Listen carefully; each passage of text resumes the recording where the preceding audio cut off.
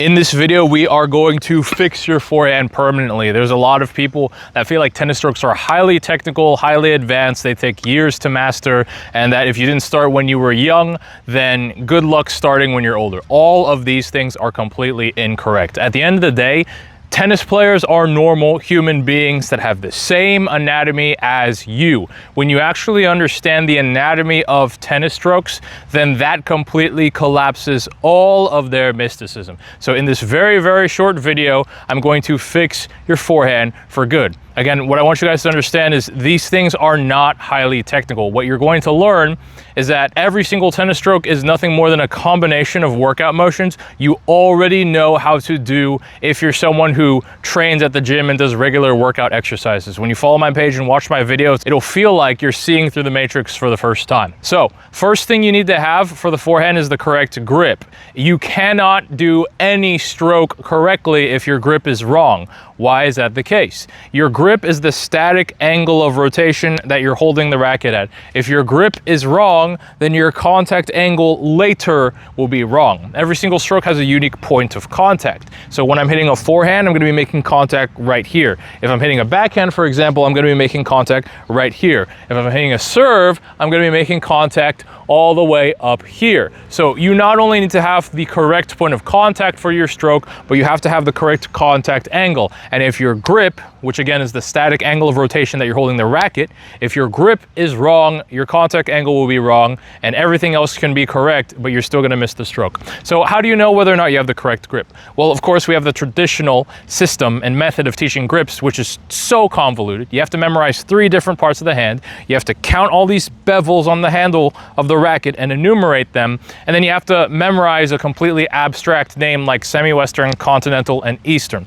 I've taught dozens of players, and if you try and explain that nonsense to beginners, none of them get it. I've been playing tennis since I was 7 years old. I've had it crammed into my head plenty of times, but for the vast majority of people, the system is convoluted, and you have to cram it into people's minds before they actually understand it, and we all know that this is the furthest from intuitive method from understanding grips at all. Is there a much simpler way? Yes. So how do you know in literally 5 seconds whether or not you have the correct grip without resorting to this traditional convoluted method of explaining tennis grips? It's very, very simple.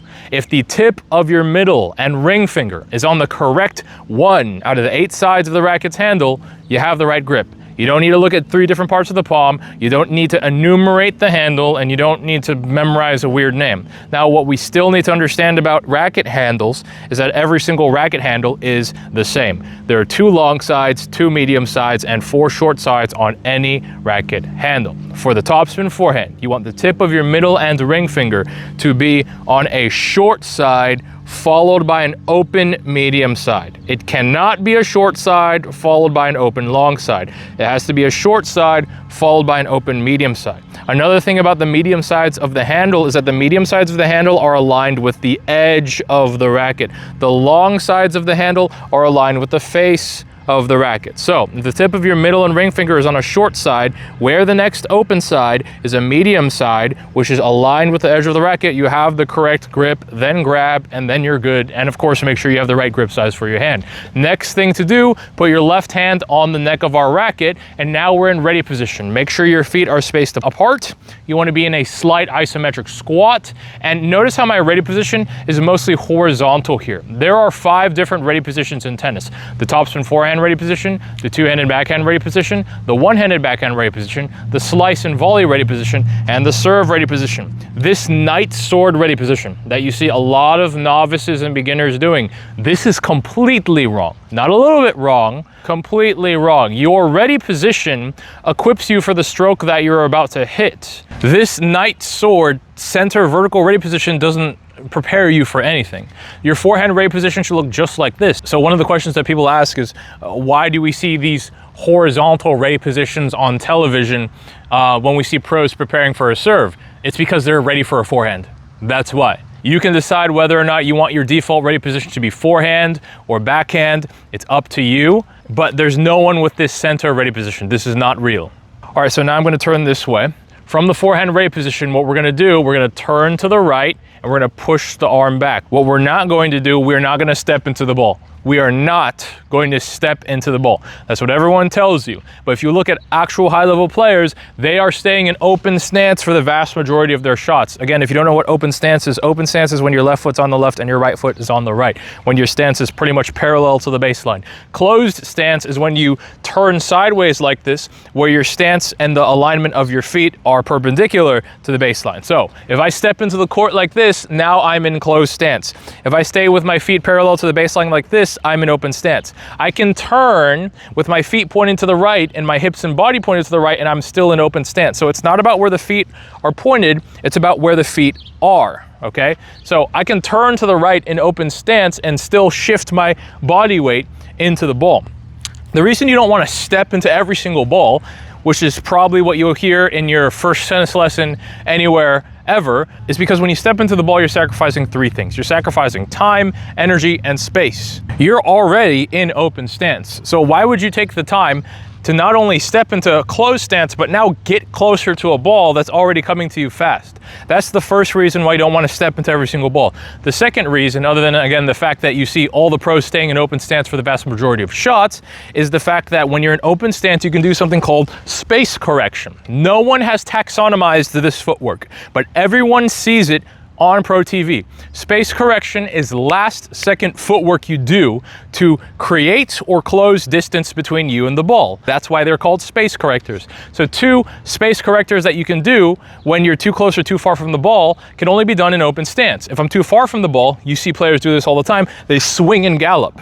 If I'm too close to the ball, I'll swing and gallop away from the ball. You cannot do this in closed stance. What are you gonna do?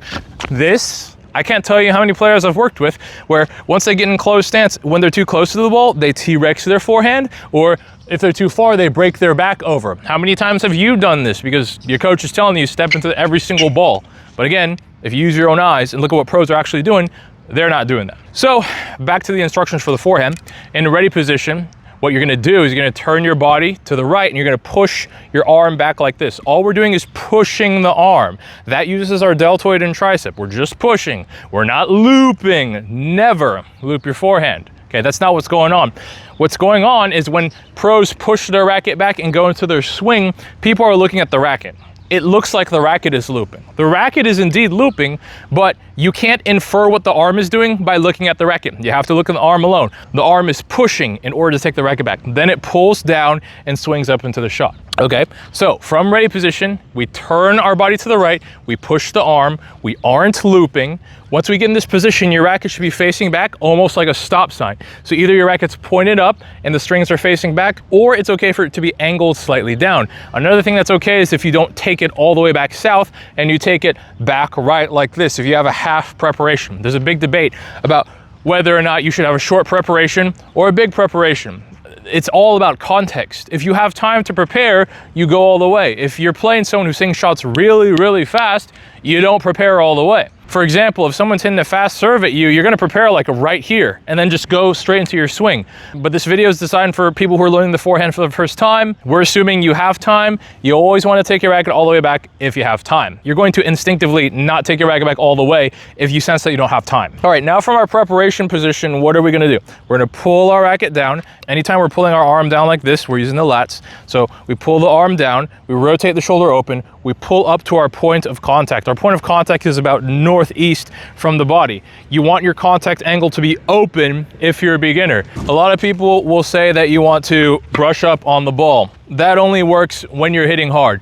If you're not hitting hard, you can't brush up on the ball, or else you're gonna send the ball straight in the net. So if you're a beginner and you don't have a lot of strength yet, like for example, my left arm, if I'm hitting forehands with my left arm, which is nowhere near as strong as my right arm, because my right arm has seen a lifetime of hitting tennis balls and going through tennis lessons, I have to hit my forehand with an open contact angle if I'm using my left arm. So again, we're assuming you're a beginner, you don't have that much strength yet, but if you do have strength, you can hit the ball with a closed angle at contact. Okay, so from the point of contact, what are we gonna do?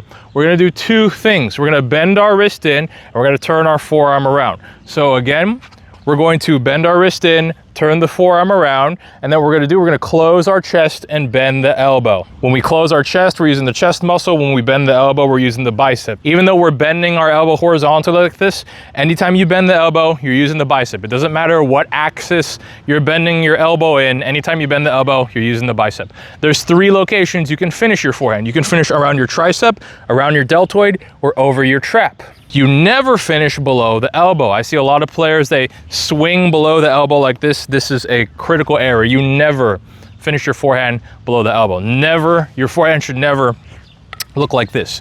Now, why do some people finish lower versus other people who finish higher?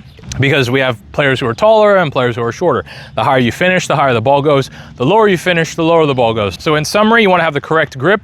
You have the correct grip when the tip of your middle and ring finger is on a short side, followed by an open medium side, and the medium side is aligned with the edge of the racket. Then you put your left hand on the neck of the racket. Then you go into a wide open stance. Racket should be horizontal. This knight sword ready position is fake. There's 5 ready positions in tennis: tops and forehand ready position, two-handed backhand, one-handed backhand, slice and volley, and then serve. And then from ready position, what you want to do, you want to turn your body, push the arm. When you push the arm like this, you're not looping the arm. There's no rotator cuff action, just your deltoid and tricep. Okay, now from this position, string should either be facing back or facing back and down, or if you take it back halfway, it's facing back and down, back to the right. Okay, from here, you're gonna pull the arm down, rotate the shoulder open, pull up to your point of contact, which is about northeast from your body. If you're a beginner, you want an open contact angle. If you're a strong person, yes, you can hit it with a closed contact angle. You change your contact angle with your shoulder, not your wrist. Then you're gonna keep pulling upwards. As you pull upwards, you're using the front delt, and then you're gonna follow through closing the chest and bending the elbow. When you close the chest and bend the elbow, you're using the chest and the front right deltoid, assuming you're right-handed. If you're left-handed, then front left deltoid. Then when you finish, you can either finish around the tricep, the deltoid, or over the trap. The differences in where you finish depends on how tall you are. And finally, never finish below the elbow. Lastly, let's finish off with talking about how to shift our weight into the ball. A lot of people say the power comes from the legs, or 90% of the power comes from the legs. This is absolutely wrong. This is completely false. I'll prove it right now. Okay, I'm gonna keep my arm completely still and I'm gonna put my legs into the ball. Okay, the power is not coming from the legs, guys. Now let's do the opposite. Let's freeze the legs and just use the arm. Wow, look at all that power that's not coming from my legs, okay? The legs are complementary. The legs are complementary. They are not the source of power, but you don't want to have locked legs for the same reason your body in your joints shouldn't be locked in general, okay? It's complementary. The arm is leading. Everyone who says 90% of the power comes from the legs, oh geez, it's pure nonsense. Okay, but with that being said, how do we use the legs? From ready position, when we take our racket back, we're gonna shift weight into our right leg. So again, in ready position, we've got like this slight isometric squat. When we take our racket back, we're going into a slight right side lunge. Then when we swing, we're exiting that right lunge by doing a slight calf raise. So we go from slight iso squat, slight right lunge, slight calf raise, okay? You synchronize that with your swing, and then you get that powerful forehand, okay? I'm gonna hit it at the fence right at you guys watching this so you can see what it looks like. Okay, that's exactly what it looks like. Now you know everything you need in order to fix your forehand. But if you want an even more in-depth course, I created an online forehand masterclass that goes into even more depth. It teaches you all the different versions of the forehand. It's the last thing you ever need to fix your forehand permanently. A lot of people, they watch my videos and they want to work with me in person. Now, obviously the problem with that is not only am I traveling from city to city every single month, but also there's one of me and there's hundreds of thousands of people in a bunch of different cities all over the US and all over the world. So that's why I create these online courses. So if you want the same exact experience that you would get working with me in person just to fix your forehand, that's why I created a forehand masterclass. You can get access to that through the link in the description or the pinned comment as well. And also with that being said, if you enjoy my videos and my videos help you out a lot, hit that subscribe button. That will make sure that the YouTube algorithm sends my videos your way in your feed every single time I upload a video. I mostly started my content creation journey out on Instagram. This is like the first video in a long time that I'm uploading on YouTube because I know that there's a bigger demand for longer form content. So you're gonna be seeing more of these types of videos out there where I cover more than I would be able to in, again, like a 3-minute or 1-minute short form video on Instagram and Facebook. But if you do want to follow me on Instagram and Facebook, my social media should actually be burnt somewhere into this video. Then lastly, if you want to work with me in person, I run a full one-on-one only transformation program that builds and fixes your entire tennis game if you're an adult tennis player. So if you're an adult tennis player, you're struggling, you're a beginner, intermediate, you want to get all the way to 4 or 5 NTRP, you want to get all the way to UTR 7, 8, 9, 10, you want to become an advanced player, even if you want to go pro, then that's what my one-on-one coaching is for. I also got a link for that below in the description and the pinned comment as well. Thanks for watching the video. Again, don't forget to like and subscribe. I'll see you guys in the next one.